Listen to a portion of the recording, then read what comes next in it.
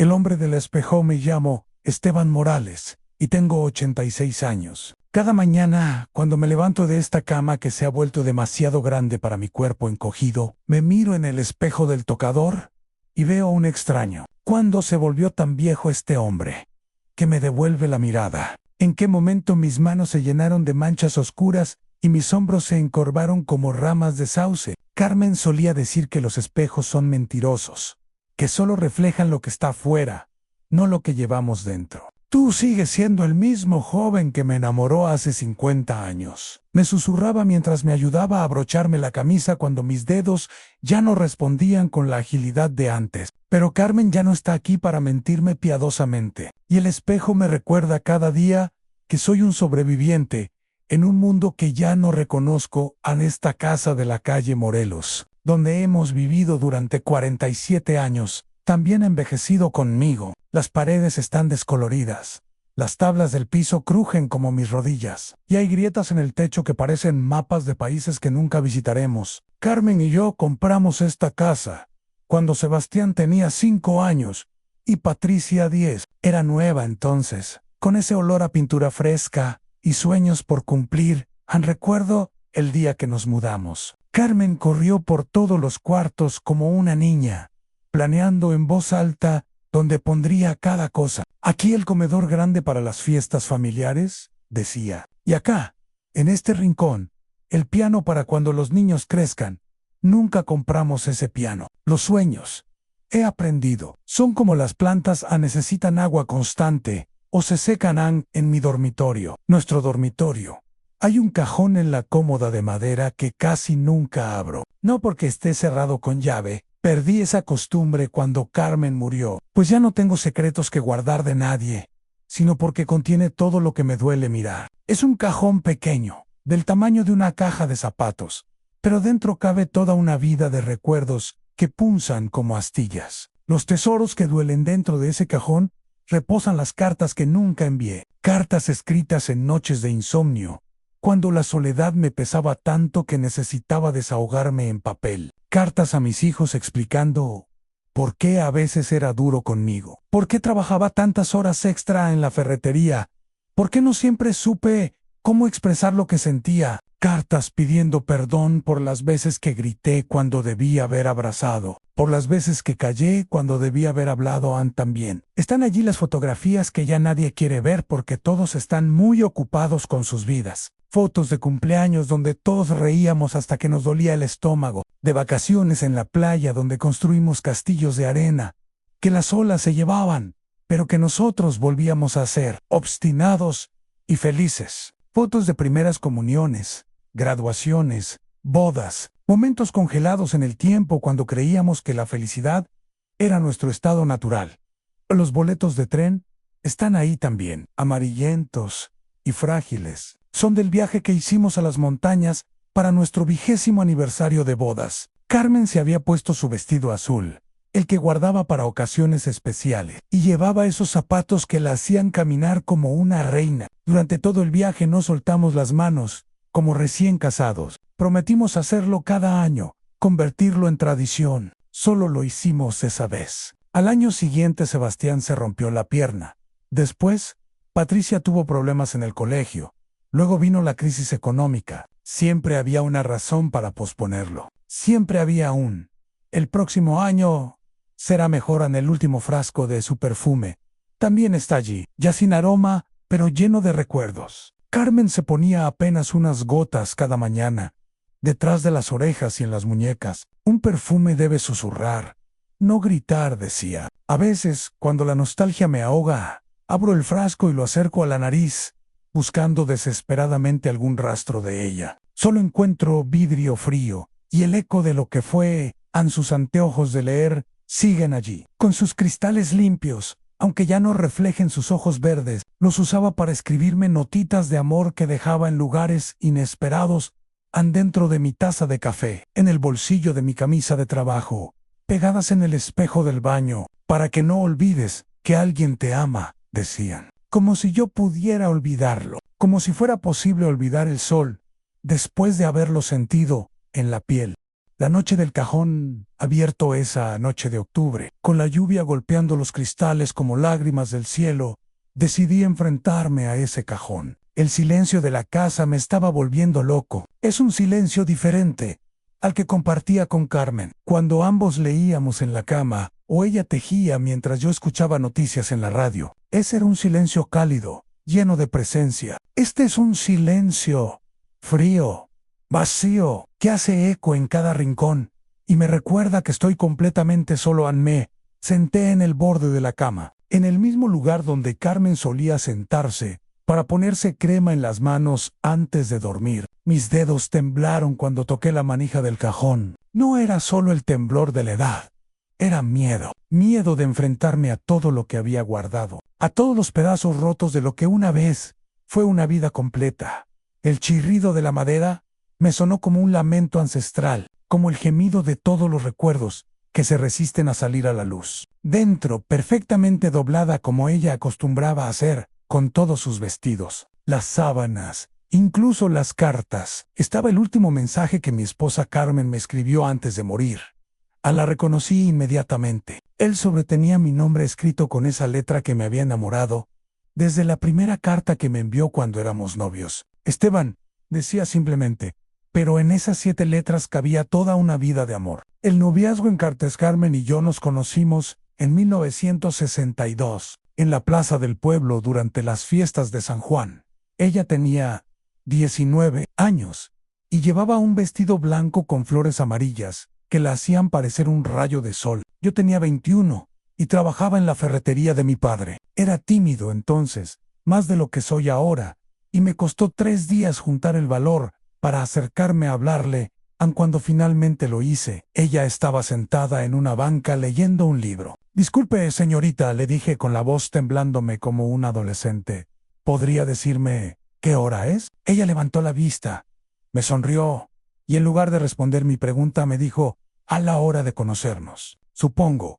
Comenzamos un noviazgo epistolar, porque sus padres eran estrictos, y apenas nos permitían vernos los domingos después de misa. Durante semana nos escribíamos cartas que intercambiábamos a través de su hermana menor, María, quien se convirtió en nuestra Celestina secreta. En esas cartas nos contábamos todos nuestros sueños, nuestros miedos, nuestros planes para el futuro. Carmen quería ser maestra, yo quería expandir la ferretería y tal vez abrir una sucursal en la capital. Escribíamos sobre los libros que leíamos, las películas que queríamos ver juntos, los lugares que visitaríamos cuando nos casáramos. Querido Esteban, comenzaba siempre sus cartas. Cada día que pasa sin verte se siente como un año en June. Y terminaban con todo mi amor. Y esperando el domingo. Carmen y yo guardé todas esas cartas de noviazgo. Están en una caja diferente en el armario. Porque esas sí me dan felicidad leerlas. Son recuerdos puros, sin la mancha del dolor. La boda que iluminó el pueblo. Nos casamos el 15 de abril de 1964. En la iglesia de San José en Carmen, estaba radiante con el vestido de novia que había cosido su madre durante 6 meses. Era de satén blanco con encajes que habían pertenecido a su abuela, y un velo que llegaba hasta el suelo. Cuando la vi caminar hacia el altar del brazo de su padre, se me olvidó respirar a la ceremonia. Fue sencilla pero hermosa. El padre Martínez, que nos había preparado durante meses con charlas sobre el matrimonio cristiano, nos casó ante la mirada emocionada de todo el pueblo. Porque en los pueblos pequeños, las bodas son eventos comunitarios, donde todos se sienten parte de la felicidad de los novios. La fiesta fue en el patio de la casa de los padres de Carmen. Las mujeres del pueblo habían preparado mole, tamales y el famoso pozole de la señora Esperanza. Los hombres tocaban guitarra y cantaban rancheras hasta el amanecer. Carmen y yo bailamos hasta que nos dolieron los pies. Pero no queríamos que esa noche terminara nunca en nuestra noche de bodas. En el pequeño hotel del pueblo donde pasaríamos nuestra luna de miel de 3 días, Carmen me entregó una carta especial, para que la leas cuando seamos viejitos y quieras recordar lo mucho que te amé desde el primer día. Me dijo con esa sonrisa que iluminaba cualquier lugar. Esa carta también está en el armario, junto a las del noviazgo. En ella, Carmen escribía a mi amado esposo: hoy comenzamos la aventura más hermosa de nuestras vidas. Te prometo amarte en la salud y la enfermedad, en la alegría y la tristeza, en la juventud y la vejez. Cuando seamos dos ancianitos sentados en el portal, recordando estos días, quiero que sepas que mi amor por ti solo habrá crecido. Los primeros años de matrimonio, los primeros años fueron de adaptación y construcción. Vivíamos en un pequeño apartamento arriba de la ferretería, con una sala comedor, una recámara minúscula y una cocina donde apenas cabíamos los dos, pero éramos felices. Carmen había conseguido trabajo como maestra en la escuela primaria del pueblo, y yo trabajaba de sol a sol en el negocio familiar por las noches. Después de la cena que Carmen preparaba en esa cocina diminuta, nos sentábamos en la pequeña sala a planear nuestro futuro. Cuando tengamos hijos, decía Carmen tejiendo pequeños zapatitos, les enseñaremos a valorar lo que tienen, a ser agradecidos, a mantenerse unidos siempre. Yo asentía mientras leía el periódico, pero en realidad la escuchaba atentamente. Me encantaba oírla hablar de nuestros futuros hijos como si ya los conociera, como si ya supiera exactamente cómo serían. El primero será tranquilo como tú, decía, y el segundo será aventurero, como Joan. Patricia nació en 1966, 2 años después de nuestra boda. Carmen estuvo en trabajo de parto durante 18 horas. Yo caminé por el pasillo del hospital como león enjaulado, fumando cigarrillo tras cigarrillo, aunque no era fumador habitual. Cuando finalmente el doctor salió y me dijo, es niña, y ambas están bien, lloré como no había llorado nunca. A Patricia era exactamente como Carmen había predicho. Tranquila, observadora, con esos ojos grandes que parecían entender todo desde el primer día. Carmen se convirtió en una madre extraordinaria, como si hubiera nacido para eso. Cantaba canciones de cuna con esa voz dulce que calmaba cualquier llanto, y tenía una paciencia infinita para los despertares nocturnos. La llegada de Sebastián llegó 4 años después, en 1970, cuando Patricia ya había empezado a caminar y hablar. Si Patricia era la tranquilidad personificada, Sebastián fue un huracán desde el primer día. Lloró durante sus primeras 6 semanas de vida, como si protestara por haber tenido que dejar la comodidad del vientre materno. Carmen no se desesperaba. Es que tiene carácter fuerte, decía mientras lo mecía a las 3 de la madrugada. Va a ser un líder. Ya verás, Ann.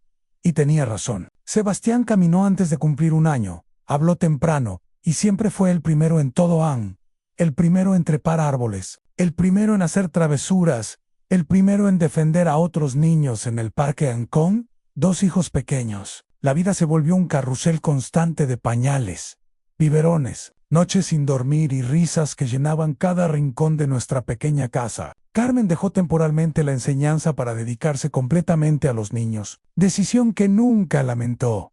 Estos son mis alumnos más importantes, decía mientras les leía cuentos o les enseñaba las primeras letras. Si logro educarlos bien, habré contribuido más al mundo que con cualquier otro trabajo. Yo trabajaba extra horas en la ferretería para compensar la pérdida del sueldo de Carmen, pero llegaba a casa cada noche ansioso por escuchar las aventuras del día. Patricia construyendo castillos con bloques, Sebastián intentando comer con las manos lo que debía comer con cuchara. Pequeñas cosas que ahora, en mi vejez, brillan en mi memoria como diamantes.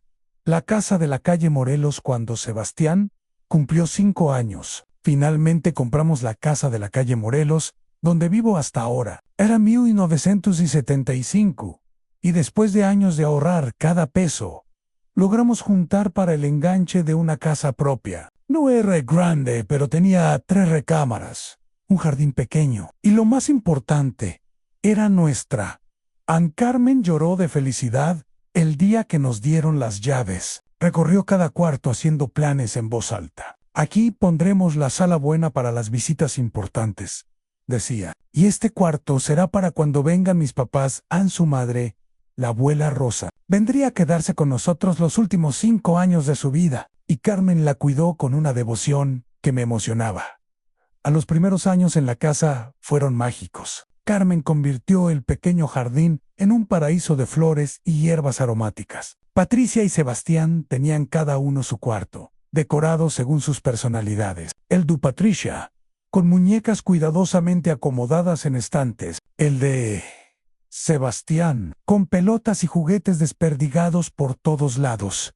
En los domingos se volvieron sagrados en nuestra familia. Carmen preparaba comidas especiales, y después del almuerzo, todos nos quedábamos en la sala contando historias o jugando juegos de mesa. Patricia era competitiva en todo, incluso en el dominó. Sebastián hacía trampa descaradamente y se reía cuando lo descubríamos a una familia que juega junta. Carmen es junta, decía Carmen mientras baraja las cartas. No sabía entonces cuán proféticas serían esas palabras, ni cuánto las extrañaría cuando los juegos se convirtieron en recuerdos y los domingos en días vacíos. La letra que tiembla esa noche de octubre, con la lluvia como banda sonora de mi soledad. Tomé finalmente la carta con manos que ya no me obedecen como antes. Mis dedos, manchados por la edad y deformados por la artritis, temblaron al tocar el papel amarillento. La tinta azul se había corrido ligeramente, manchada por lágrimas que cayeron hace 3 años,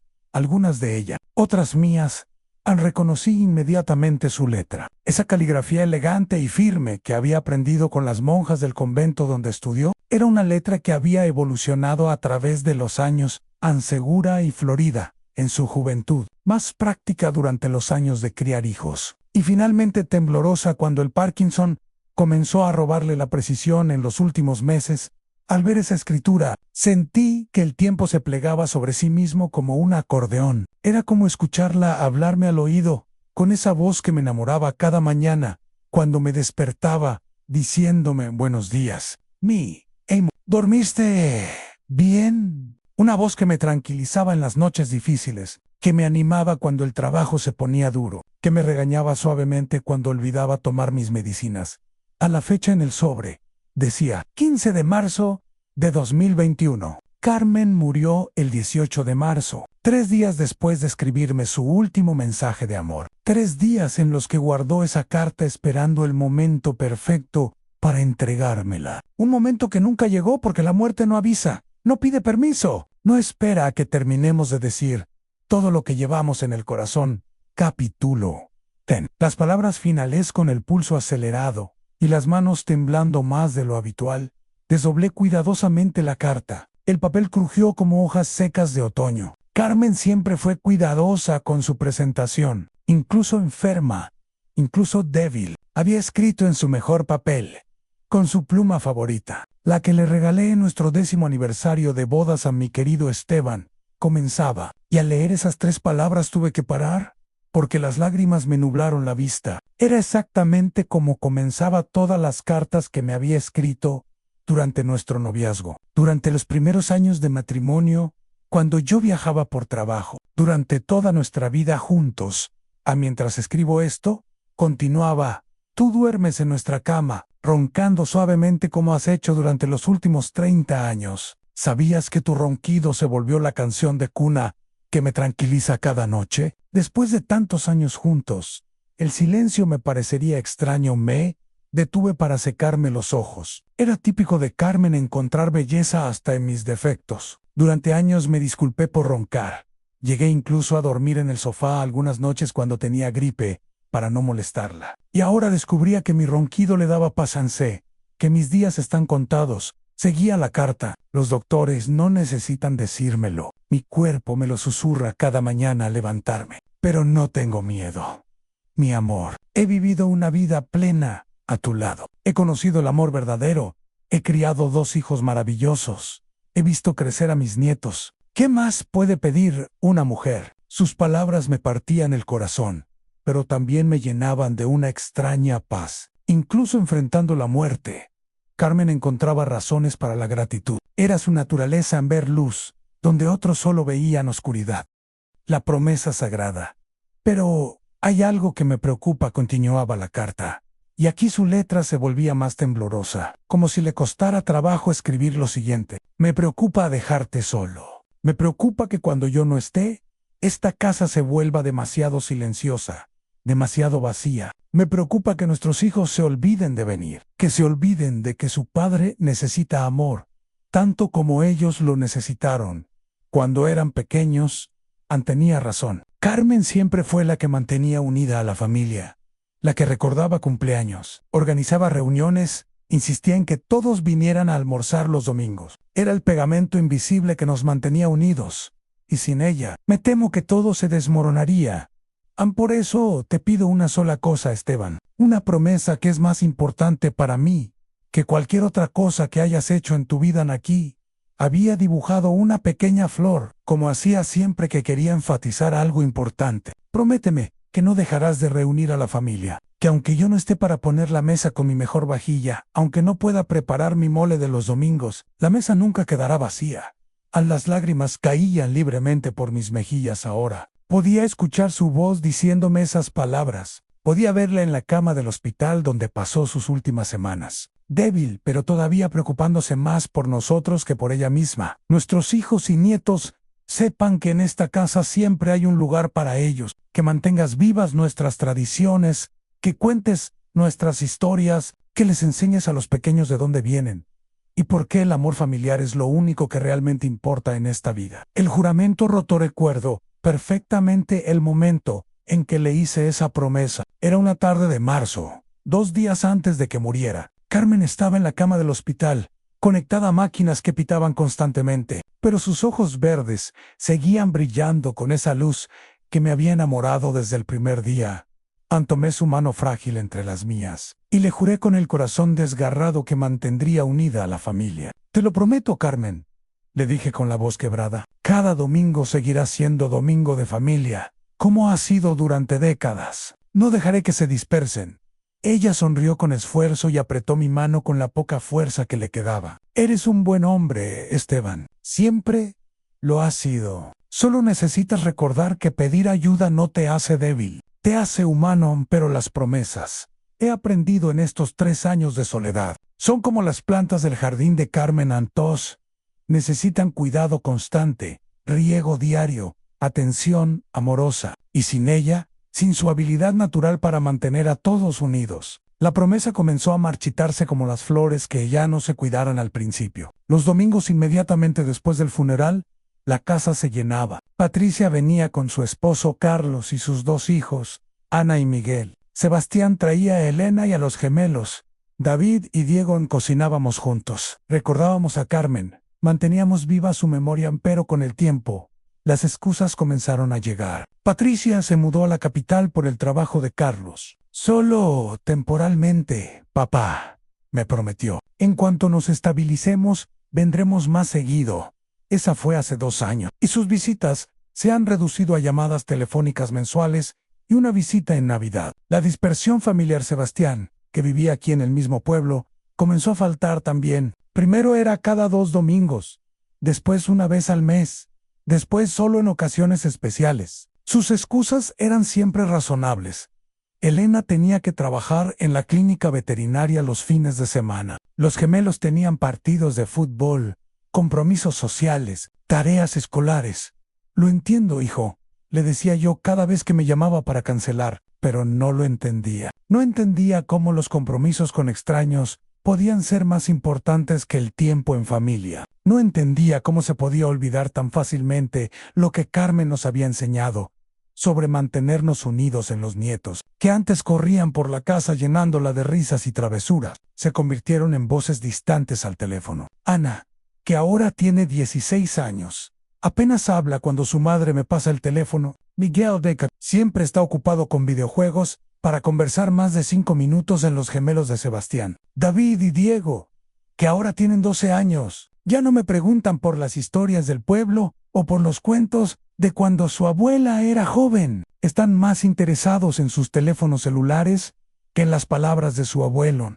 Y así, domingo tras domingo, la mesa que una vez estuvo llena de risas, conversaciones y el aroma de la comida casera de Carmen, se fue vaciando hasta convertirse en lo que es ahora, un desierto de silencio, donde solo el eco de mis cubiertos rompe la quietud. Las llamadas que no llegan. El teléfono de la sala era el centro de comunicación de Carmen con el mundo. Cada mañana, después del desayuno, se sentaba en su silla favorita al lado del aparato y comenzaba su ronda de llamadas. Primero a Patricia, para saber cómo habían dormido los nietos y qué planes tenían para el día. Después, a Sebastián, para recordarle citas médicas o simplemente para escuchar su voz los fines de semana. Carmen coordinaba como una general los planes familiares. Patricia, trae el postre el domingo en Sebastián. Dile a Elena que no cocine. Yo hago suficiente para todos, Anana. ¿Te ayudo con la tarea de historia el sábado? Ahora, ese teléfono suena muy poco. Cuando lo hace, generalmente es alguien equivocado o vendedores que quieren ofrecerme cosas que no necesito. Las llamadas de mis hijos se han vuelto esporádicas, protocolarias, más por obligación que por ganas reales de conversar con Patricia. Me llama el último domingo de cada mes, generalmente mientras hace otras cosas. Puedo escuchar el ruido de fondo, la televisión, los niños peleando, Carlos preguntando dónde dejó las llaves del carro. Nuestras conversaciones duran 15 minutos en promedio y siguen siempre el mismo patrón. Anola, papá, ¿cómo estás? Bien, hija, aquí ando. ¿Necesitas algo? ¿Tienes comida? ¿Tomaste las pastillas? Sí, todo bien. ¿Cómo están los nietos? Creciendo muy rápido. Ana ya no quiere que la abrace en público. Dice que le da pena. Miguel mide más que yo ahora. Y después viene la despedida inevitable. Bueno, papá, tengo que colgar. Te amo. Te llamamos Pronton, pero pronto se ha vuelto un concepto elástico, que puede significar cualquier cosa entre 2 semanas y 2 meses.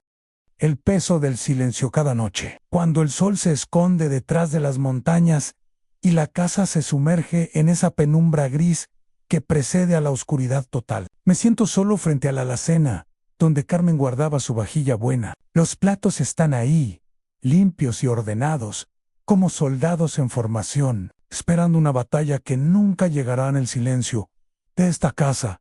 Es diferente al que compartía con Carmen durante nuestros últimos años juntos. Aquel era un silencio cómodo, lleno de presencia mutua. Podíamos estar horas sin hablar, ella tejiendo en su silla favorita, mientras yo leía el periódico, pero nunca nos sentíamos solos. Era el silencio de 2 personas que se conocían tan bien que las palabras se volvían innecesarias.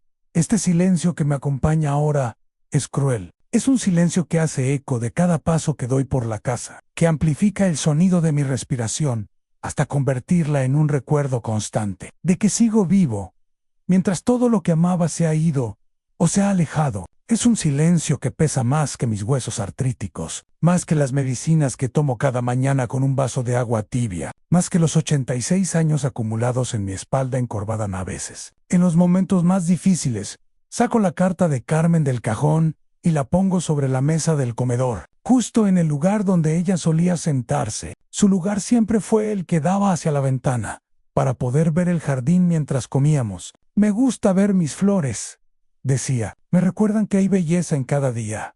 Hablo con ese papel amarillento, como si pudiera escucharme desde donde quiera que esté ahora. Le cuento sobre mi día, aunque mis días se han vuelto todos iguales al despertar, tomar medicinas, desayunar frente al televisor que habla de tragedias que me parecen pequeñas comparadas con mi soledad, almorzar solo, dormir la siesta en el sillón donde ella solía tejer, cenar algo frío y acostarme temprano en una cama demasiado grande, el hijo que se perdió en el camino.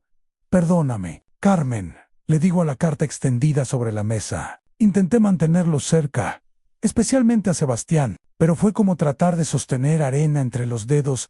Mientras más fuerte apretaba, más rápido se me escapaba.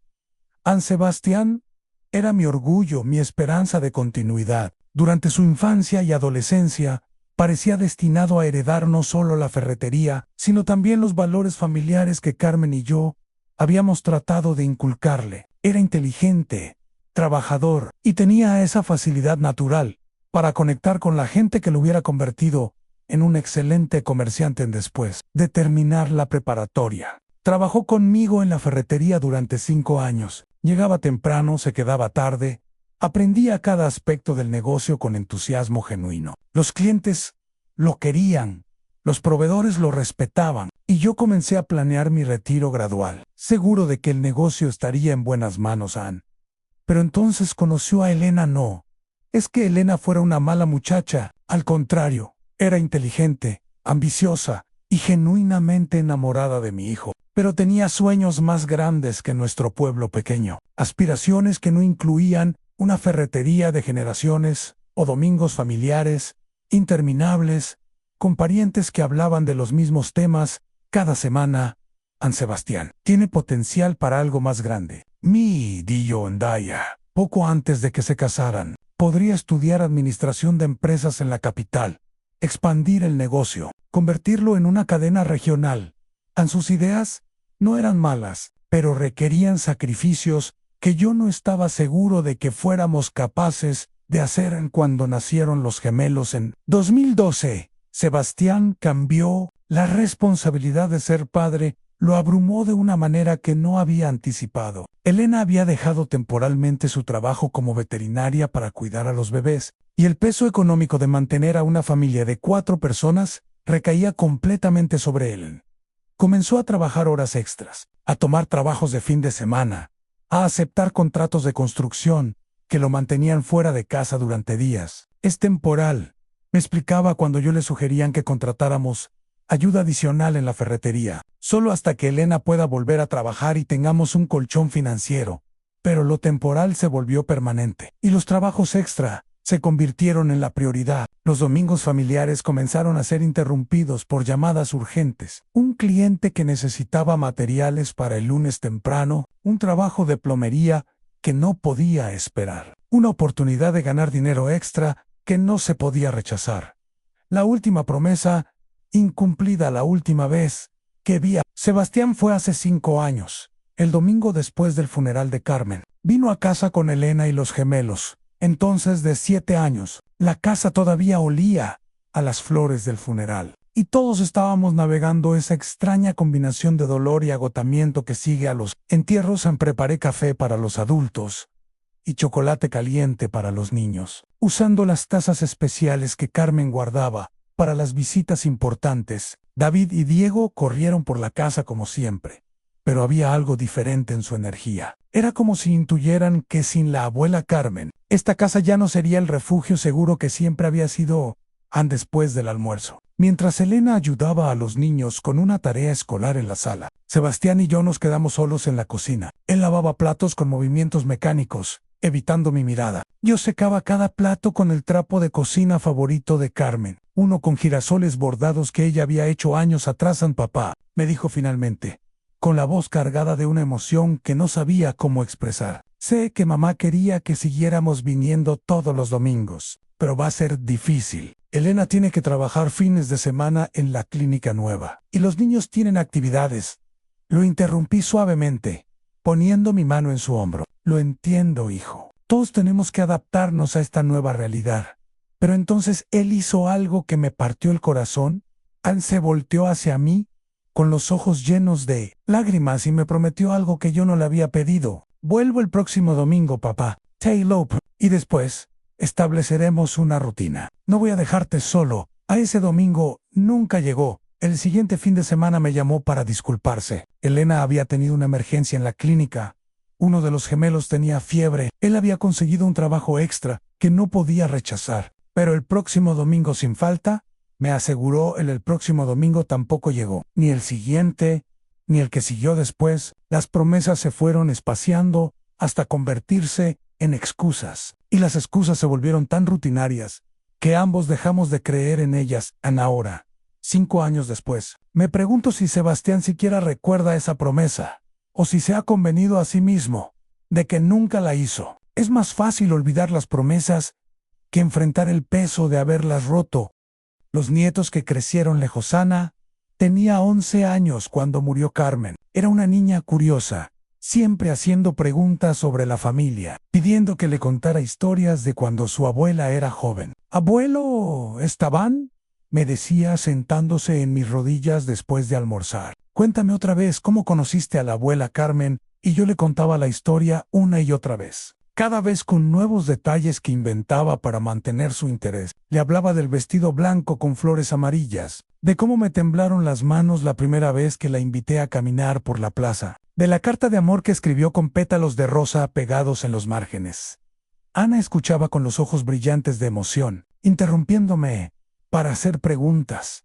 ¿La abuela era la más bonita del pueblo? ¿Cuántos pretendientes tenía? ¿Por qué te eligió a ti? Sus preguntas me hacían sentir como el héroe de una novela romántica, no como un viejo ferretero que había tenido la suerte extraordinaria de enamorar a la mujer más maravillosa del mundo, en Miguel. Entonces, de 9 años, prefería las historias de aventuras. Le contaba sobre los viajes en tren que hacíamos cuando Patricia y Sebastián eran niños, sobre las veces que nos perdimos en carreteras de montaña y terminamos descubriendo pueblos encantadores que no estaban en ningún mapa.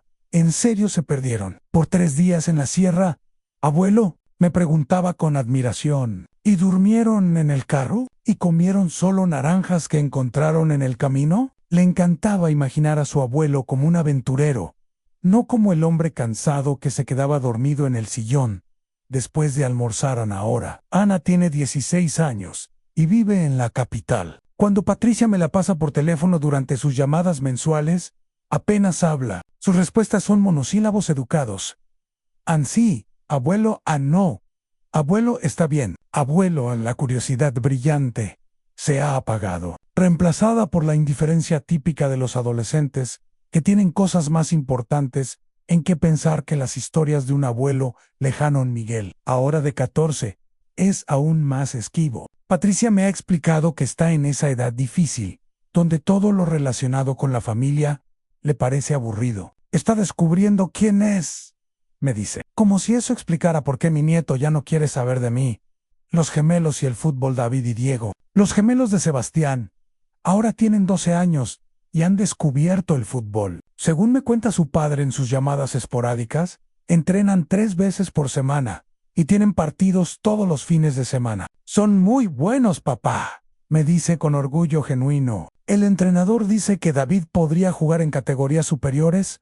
Si sigue así, me alegra saber que mis nietos son buenos en algo, que tienen pasiones y talentos, pero no puedo evitar sentir una punzada de tristeza al darme cuenta de que su mundo está lleno de actividades que no incluyen tiempo para conocer a su abuelo, aun cuando eran más pequeños. David y Diego venían corriendo hacia mí cada vez que llegaban a casa. ¡Abuelo Esteban! ¡Abuelo Esteban!, gritaban al unísono, y yo tenía que agacharme para recibir sus abrazos entusiastas. Siempre traían energía infinita y 1000 preguntas sobre todo lo que veían en la casa.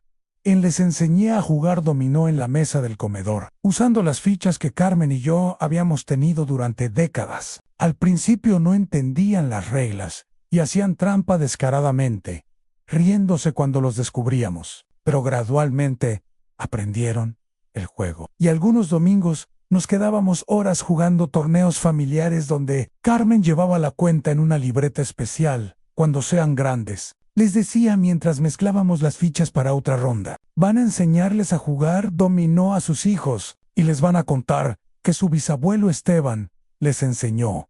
Ellos asentían solemnemente, prometiendo recordar siempre esas tardes de juegos de ahora. Cuando Sebastián los menciona en nuestras conversaciones telefónicas, es siempre en el contexto de sus actividades deportivas. Diego metió 2 goles. El sábado David fue elegido capitán del equipo. Van a un torneo en la capital el próximo mes. Nunca. Dicen preguntan por ti o quieren venir a visitarte. El eco de las fotografías en mi recorrido nocturno por los recuerdos del cajón. Las fotografías son quizás lo que más me duele y lo que más me consuela al mismo tiempo. Son ventanas a un tiempo que fue mejor, cuando éramos jóvenes y creíamos que la felicidad era nuestro destino inevitable. Hay una foto que siempre me detiene. Es de un domingo de 2015, apenas 6 años atrás, pero que se siente como otra vida. Estamos todos alrededor de la mesa del comedor en Carmen en su lugar junto a la ventana, sonriendo mientras sirve su famoso mole. Patricia, con Carlos y los nietos, Ana y Miguel, riéndose de algo que Diego acaba de decir. Sebastián con Elena.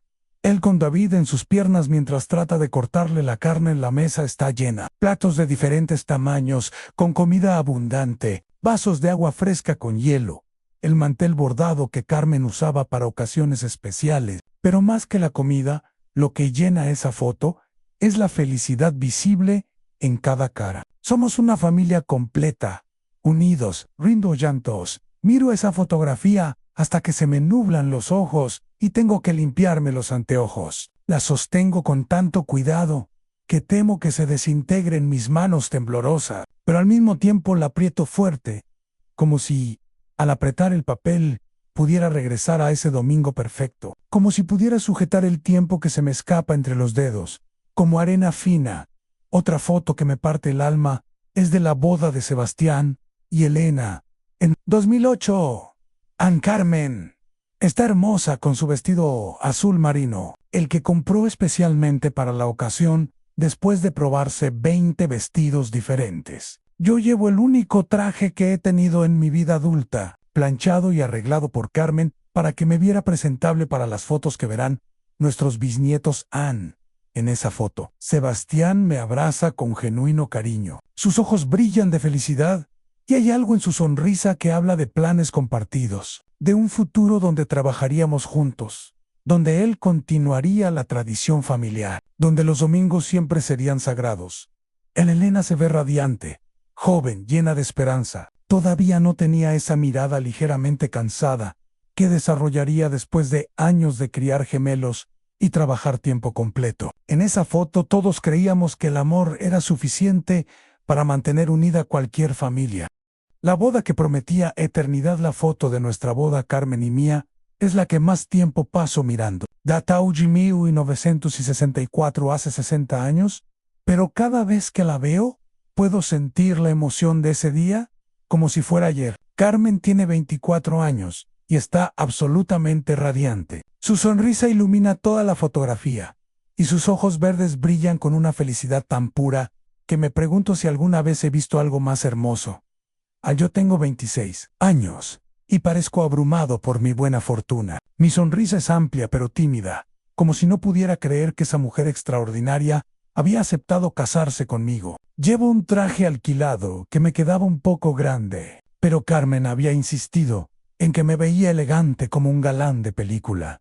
Estamos parados frente al altar de la iglesia de San José, rodeados por todos los que amábamos. Entonces, en el fondo se pueden ver las caras sonrientes de nuestras familias, de amigos del pueblo, de maestros de la escuela donde Carmen trabajaba. Era una época en que las bodas eran eventos comunitarios, donde todo el pueblo celebraba la felicidad de dos jóvenes que se prometían amor eterno. Si pudiera hablarle a ese joven que fui, le diría tantas cosas. Le diría que abrazara cada momento con Carmen, que guardara en la memoria cada risa, cada beso matutino, cada conversación nocturna antes de dormir. Le diría que los años pasan más rápido de lo que se puede imaginar, que la salud es un regalo temporal, que el tiempo juntos es lo único que realmente importa.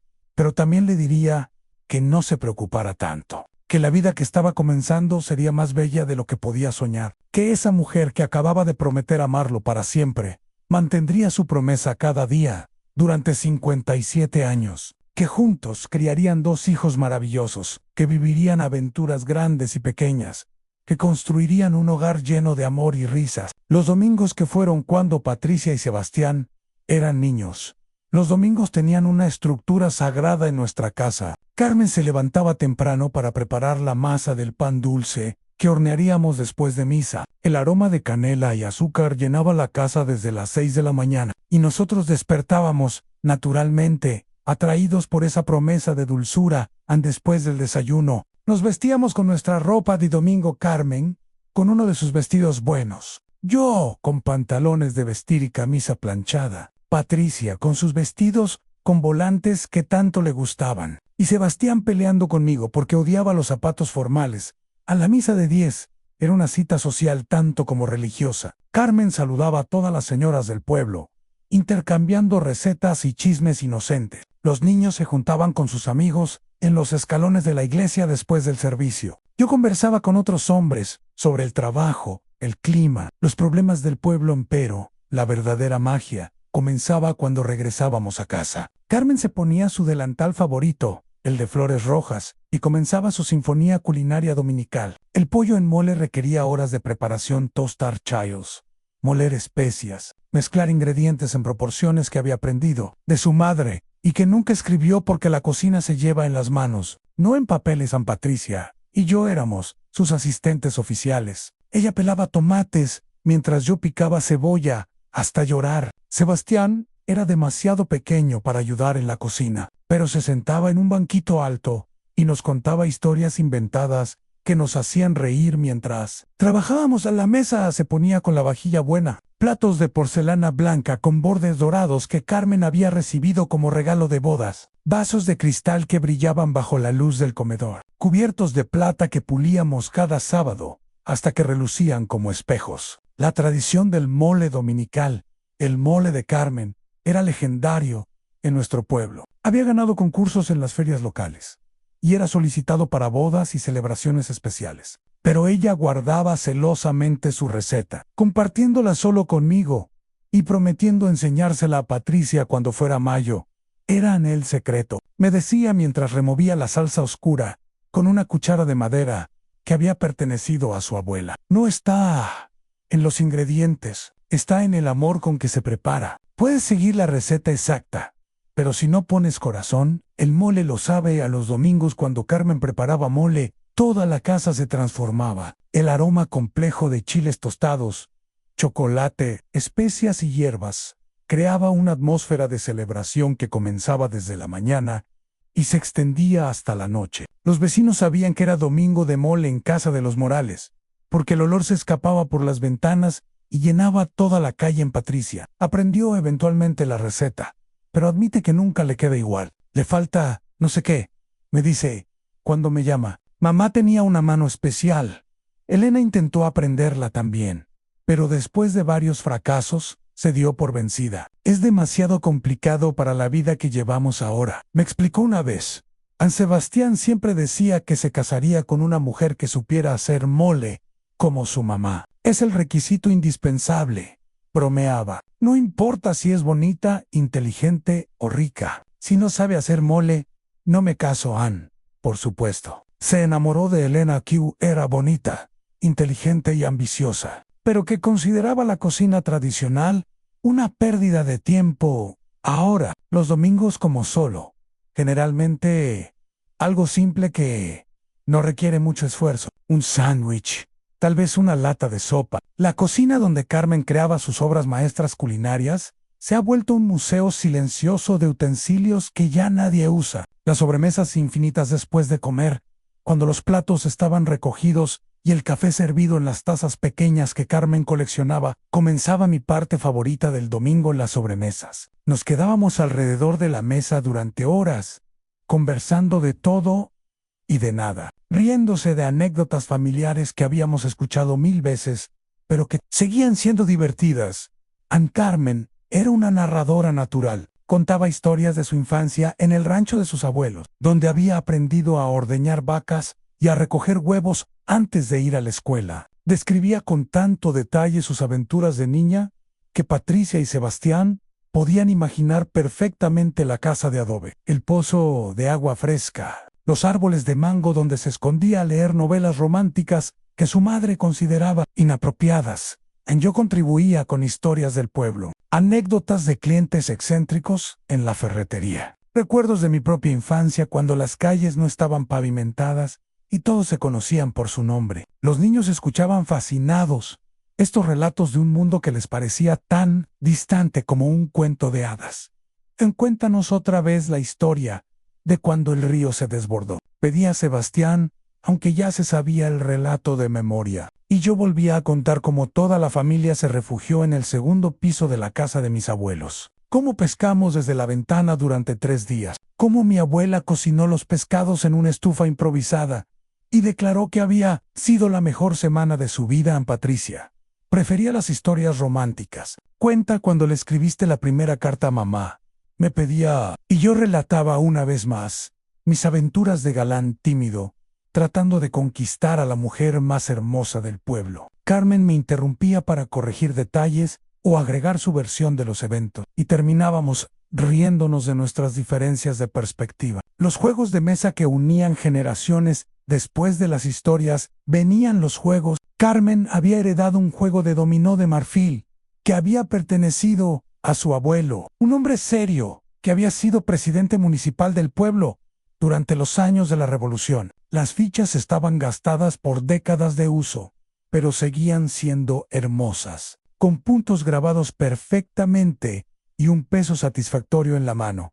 Enseñamos a jugar dominó a Patricia cuando tenía 8 años y a Sebastián cuando cumplió 7. Al principio no entendían la estrategia y jugaban fichas al azar, pero gradualmente desarrollaron sus propios estilos. Patricia era calculadora, siempre tratando de predecir qué fichas tenían los demás. Sebastián era intuitivo, jugando por corazonadas que a veces resultaban brillantes y otras veces desastrosas.